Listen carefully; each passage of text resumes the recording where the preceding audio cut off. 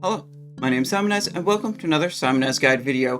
Today I've got the Rogue PvE guide for you for Phase 1 of Season of Discovery. I'm going to cover all the information you need to know to take your rightful place at the top of the damage meter in your Blackfathom Deeps raid on your Rogue. In this video, I'll cover what I believe is the best talent specialization for damage dealing, consumables you should be bringing to a raid, your ability rotation, as well as individual boss tips and tricks for each of the bosses in Blackfathom Deeps. Let's get right to it with the talent build.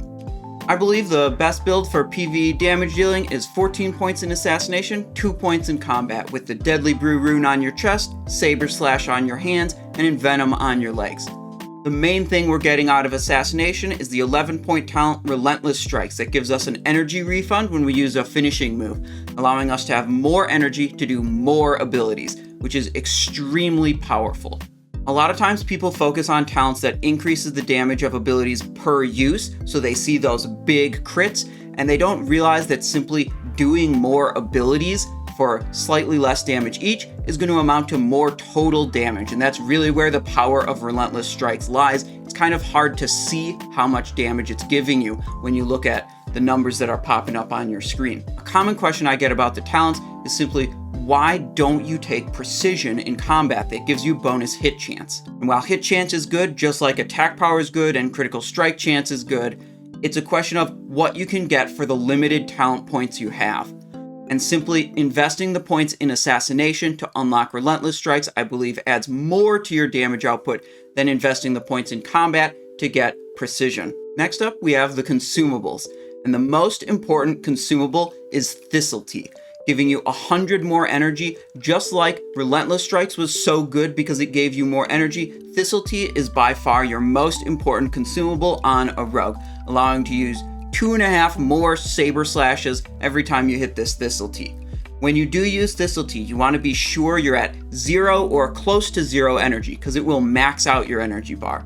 If you use this when you're at, say, 30 energy, it's really only giving you a benefit of 70 more energy. Free Action Potion is another one that's going to be useful, but only in particular circumstances, like on Lady Sarevess and Twilight Lord Kelris, but where it's good, it's really good. So you want to have a couple of these coming into a Blackfathom Deeps raid. Then you have your things like your Scroll of Agility and Scroll of Strength that are going to give you bonus to your damage stats. The level 2 scrolls give +9 agility and +9 strength, and they're the best consumable agility and strength buff you can get. However, they tend to be really expensive, much more expensive than the +8 alternatives with Elixir of Ogre Strength and Elixir of Lesser Agility that are perfectly reasonable to bring to your Blackfathom Deeps raid. Next, we have our temporary weapon enhancements, and this one is pretty simple. If you have a druid in your group providing you wild strikes, you're going to use a Blackfathom Sharpening Stone only on your offhand, but you have to leave the main hand clear to benefit from wild strikes. If you do not have a druid in your group who's giving you wild strikes, you're simply going to put Blackfathom Sharpening Stone on both of your weapons. People tend to get pretty confused about the Deadly Brew rune. They say, oh, if you're using 2 Sharpening Stones, how do you get poisons? The Deadly Brew rune gives you instant poison and deadly poison on your weapons automatically for free. When you have the Deadly Brew rune, there is no reason to ever put instant poison on your weapon. Finally, we have Shadow Protection Potion. This one just absorbs some shadow damage, and for the hardest boss in the raid, Twilight Lord Kelris, he deals a lot of shadow damage, so having one of these can really help smooth out that boss kill. So on my Rogue, I want to make sure I have all of these things whenever I go to Blackfathom Deeps. Most importantly, I have to have a good stock of Thistle Tea. I usually opt for the agility and strength elixirs rather than the more powerful scrolls. I want to have a couple of Blackfathom Sharpening Stones, free action potions, as well as shadow protection potions, and then I'm good to go. Next, we have your rotation. It's important to know what abilities you should be pressing to result in the most damage you could possibly deal. And while we could get really advanced with a bunch of if this, then this type of situations, I want to keep this guide simple and just give you solid information that'll get you by and get you a good performance in a raid without being too complicated.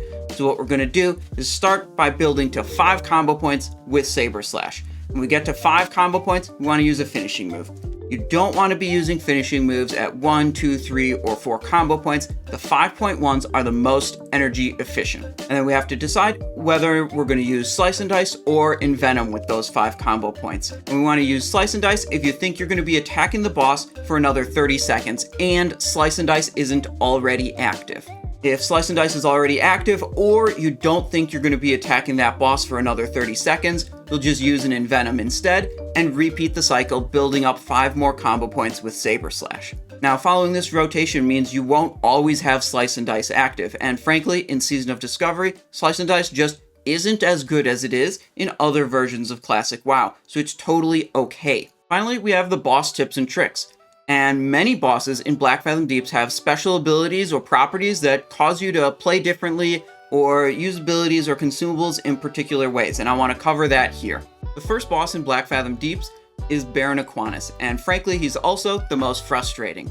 Baron Aquanis is immune to both poison and bleed effects, making our 2 most powerful runes, Deadly Brew and Saber Slash, ineffective against this boss. So we gotta switch them out to Slaughter from Shadows and Shadow Strike. And we gotta equip a dagger in our main hand, and we're gonna be backstabbing this boss instead of Saber Slashing him. When the boss is pulled, I like to Shadow Strike right up to the boss to start attacking really quickly instead of messing with jumping around the platforms. Do a triple backstab into a Thistle Tea, into 1 more backstab, and then I'll be at 5 combo points and hit a Slice and Dice. Build up 5 more combo points with backstab, and hit an Eviscerate, and then the boss should be close to dead. If not, just send more backstabs. If the boss ever knocks you off the platform and you've got quick fingers, you can use a Vanish and then Shadow Strike right back to the boss while you're mid-air to prevent yourself from getting knocked into the water and be able to continue dealing damage to the boss. The second boss in Blackfathom Deeps is Ghamoo-ra, and Ghamoo-ra's special problem is that they have really high armor value, which means our auto attack damage as well as the instant damage from Saber Slash is significantly reduced. What this means for us is that we're not going to use Slice and Dice on this boss. The primary reason Slice and Dice is good is because it boosts up our auto attack damage, and normally that's pretty good, but on this boss, because our auto attack damage is so reduced by the armor, Slice and Dice is bad. So we're simply going to build up to 5 combo points and press Envenom over and over. That's it. Much simpler. The third boss is Lady Sarevess, the Naga boss that drops your honed Darkwater Talwar best in slot main hand sword, so I'm always really excited to kill this boss, hoping I see the sword. There's really only one trick for this boss, and that is to use a free action potion.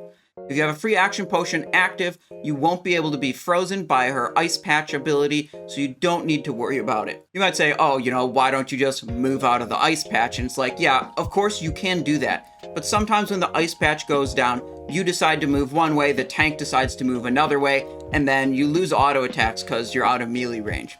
With a free action potion active, you can simply wait for the tank to decide which way they're going to move, and then follow them.